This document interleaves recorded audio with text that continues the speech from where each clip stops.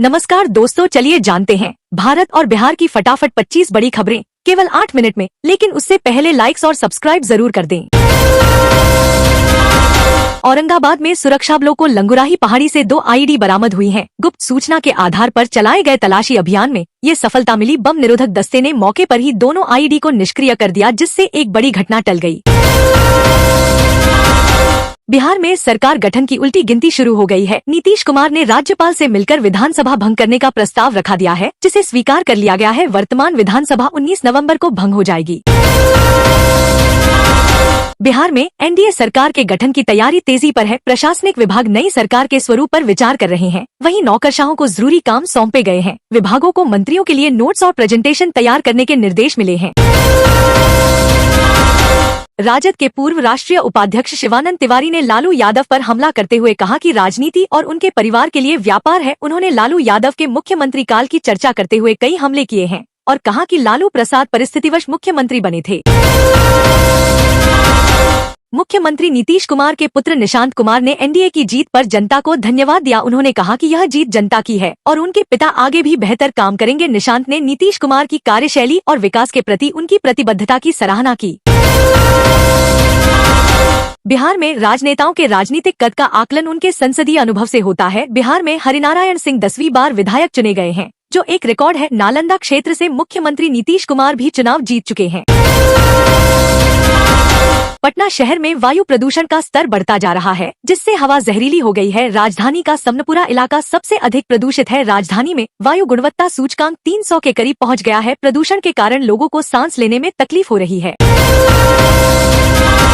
सनातन धर्म में चातुर्मास के बाद विवाह मुहूर्त शुरू हो रहे हैं। नवंबर और दिसंबर में कुल 13 शुभ लग्न हैं। बनारसी पंचांग में नवंबर में 9 और दिसंबर में 4 मुहूर्त हैं, जबकि मिथिला पंचांग में नवंबर में 7 और दिसंबर में 3 हैं। साल 2026 के जनवरी में शुक्र अस्त होने से विवाह नहीं होंगे।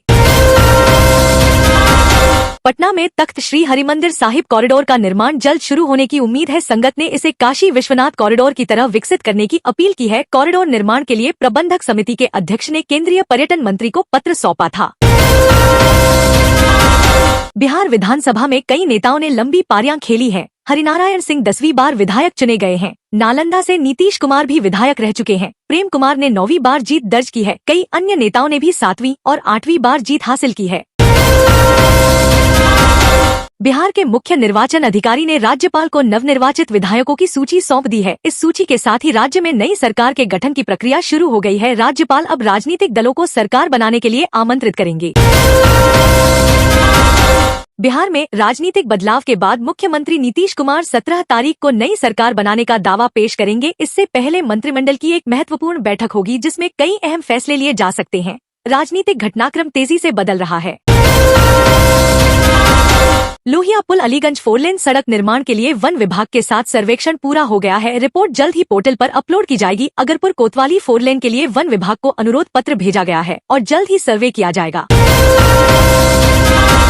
यह तकनीक भारत को एनर्जी इंटरनेट ऑफ थिंग्स के एक नए युग में ले जा सकती है, जहां उपकरण पर्यावरण से ऊर्जा लेकर हमेशा काम कर सकेंगे। विशेषज्ञों के अनुसार यह शोध भारत की 5G क्रांति को बढ़ावा देगा और स्मार्ट शहरों को स्वदेशी ऊर्जा समाधान देगा।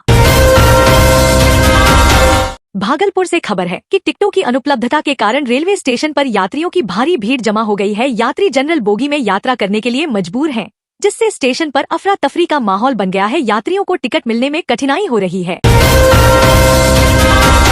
मुजफ्फरपुर जंक्शन पर गरीबरथ एक्सप्रेस समेत कई ट्रेनें घंटों देरी से पहुंची, जिससे यात्रियों को भारी परेशानी हुई। दिल्ली पंजाब जाने वाले यात्री रात भर स्टेशन पर इंतजार करते रहे। मिथिला एक्सप्रेस में भीड़ के कारण यात्रियों को मुश्किलों का सामना करना पड़ा।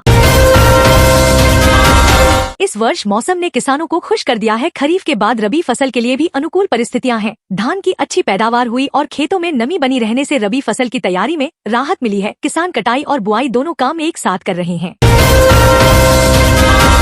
बोधगया में महाबोधि स्वर्ण शिखर की 12वीं वर्षगांठ धूमधाम से मनाई गई, जिसमें 300 से अधिक बौद्ध भिक्षुओं ने भाग लिया। मंदिर के सौंदर्यीकरण में थाईलैंड का विशेष योगदान रहा है। इस अवसर पर विशेष प्रार्थना सभाएं आयोजित की गई और विश्व शांति के लिए प्रार्थना की गई।